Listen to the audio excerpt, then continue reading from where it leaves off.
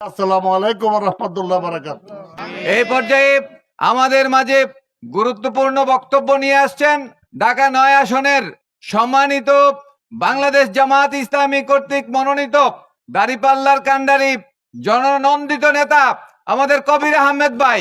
কবির আহমেদ ভাইকে এই পর্যায়ে বক্তব্য রাখার জন্য মুক্ত শরীরচর্চা অঙ্গনের পক্ষ থেকে, মুক্ত শরীরচর্চা অঙ্গনের সভাপতি খন্দকার ফরিদ উদ্দিন আহমেদের পক্ষ থেকে বিনীতভাবে অনুরোধ করছি।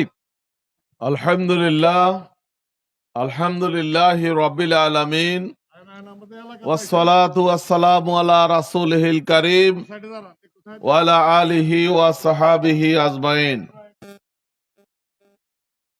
মুক্ত শরীর চর্চা কেন্দ্র কর্তৃক আয়োজিত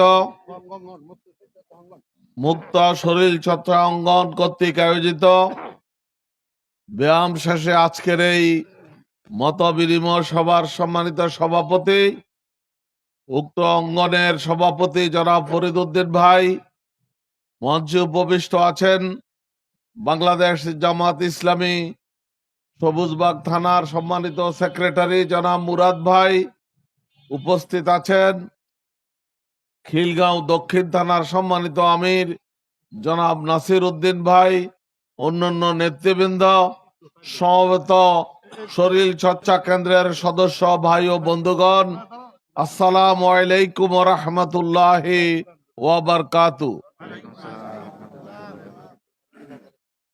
আমি আপনাদের প্রতি কৃতজ্ঞতা প্রকাশ করছি।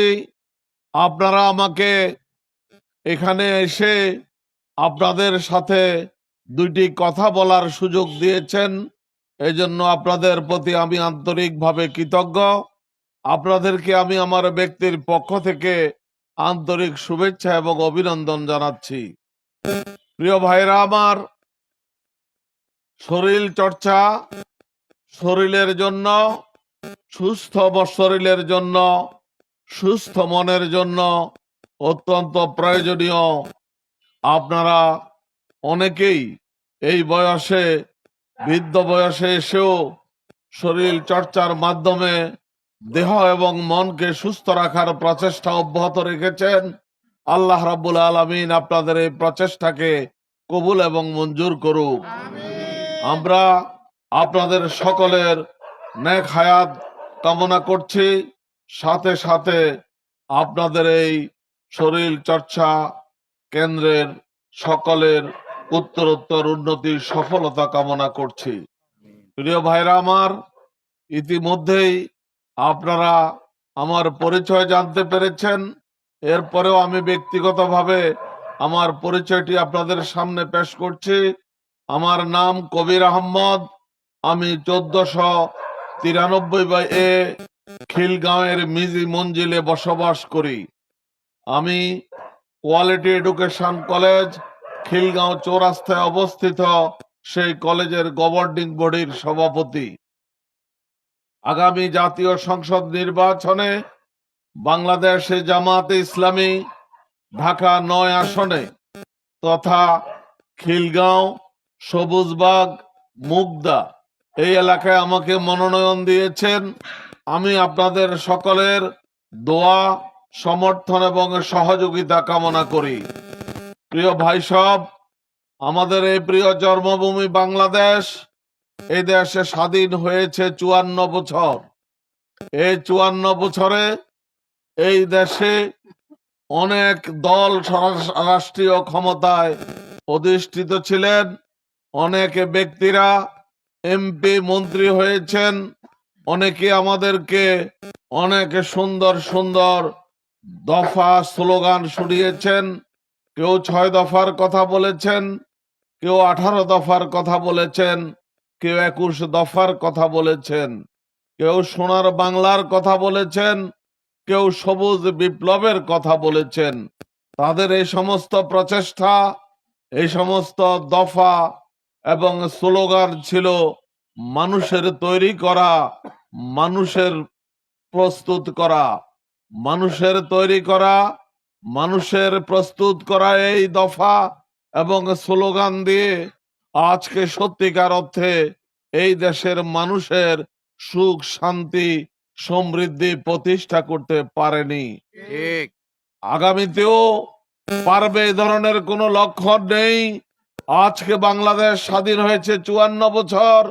এই 54 বছরে এই দেশ বিশ্বের মানচিত্রে পাঁচবার দুর্নীতিতে চ্যাম্পিয়ন হয়েছে। এই দুর্নীতি কারা করেছে? আমরা যারা এখানে উপস্থিত আছি, আমরা কোনো দুর্নীতির সাথে সম্পৃক্ত নই। এখানে যারা উপস্থিত আছেন এরা কখনো এমপি, মন্ত্রী, প্রেসিডেন্ট, প্রধানমন্ত্রী ছিলেন না। এমপি, মন্ত্রী, প্রেসিডেন্ট, প্রধানমন্ত্রীদের দুর্নীতির কারণেই বিশ্বের বাজারে বাংলাদেশ পাঁচবার দুর্নীতিতে চ্যাম্পিয়ন হয়েছে। আজকে বাংলাদেশে সবচাইতে বড় সমস্যা হচ্ছে এই দেশের মানুষ নেতৃত্বের প্রতি আস্থার সংকট। যারা নেতা হয়েছেন, যারা এমপি, মন্ত্রী হয়েছেন, তারা এই দেশের মানুষকে শোষণ করে, অত্যাচার করে, নির্যাতন করে, চাঁদাবাজি করে দেশের থেকে কোটি কোটি টাকা বিদেশে পাচার করে দিয়েছেন। 2024 সালের জুলাই বিপ্লবের পর বাংলাদেশের সাধারণ মানুষের জমাকৃত টাকাগুলো যখন তারা 50,000, 1 লাখ উঠাইতে গিয়েছেন, ব্যাংকের ম্যানেজার সাহেব টাকা দিতে অপারগতা প্রকাশ করেছেন। তিনি বলেছেন যে আমার ব্যাংকে কোনো টাকা জমা নেই, আপনাদের নেতারা, এমপিরা, মন্ত্রীরা, আপনাদের রাষ্ট্রীয় ক্ষমতায় অধিষ্ঠিত লোকেরা এই টাকা লুট করে বিদেশে পাচার করে দিয়েছে। আজকে তারা দেশ থেকে পালিয়ে গিয়ে বিদেশে আমাদের সাধারণ মানুষের জমাকৃত টাকাগুলো ডাকাতি করে নিয়ে গিয়ে বিদেশে আজকে বিলাসবহুল জীবন যাপন করছেন। প্রিয় ভাইরা আমার, 21 শতাব্দীর এই যুগে এসে এই কথাই প্রমাণিত হয়েছে, মানব রচিত কোনো আইন, মানুষের কোন তন্ত্র মন্ত্র মানুষের ভাগ্যের পরিবর্তন করতে পারে না। মানুষের ভাগ্যের পরিবর্তন করতে হলে প্রয়োজন হচ্ছে আল্লাহ রাব্বুল আলামিনের রাজ রাষ্ট্রীয়ভাবে প্রতিষ্ঠিত করা। আল্লাহ রাব্বুল আলামিন পবিত্র কালামে হাকিমে বলেছেন, ইনিল হুকমু ইল্লা লিল্লাহ, সৃষ্টি যার, আইন চলবে তার, সৃষ্টি যার, বিধান চলবে তার।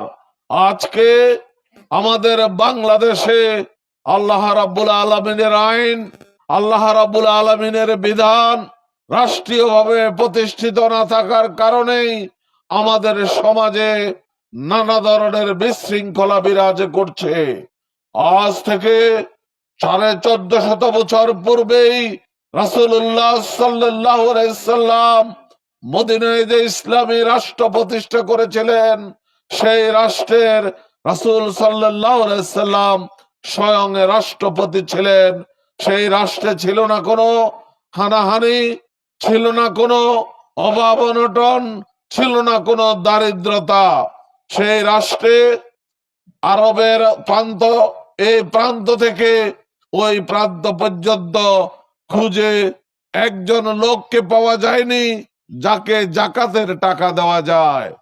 এমন একটি রাষ্ট্র রাসূল সাল্লাল্লাহু আলাইহি সাল্লাম প্রতিষ্ঠা করেছিলেন, যে রাষ্ট্রে আরবের সবচাইতে সুন্দরী নারী এই প্রান্ত থেকে ওই প্রান্তে পাড়ি দিতে আল্লাহ ছাড়া কোন যুবকের ভয় তাকে করতে হয় নাই। এই জন্য প্রিয় ভাইরা আমার, আজকে আমাদের এই প্রিয় জন্মভূমি বাংলাদেশকে আপনারা সবাই ভালোবাসেন। আমরা এই দেশে বাস করে সামনেও এই দেশে আমরা বসবাস করব।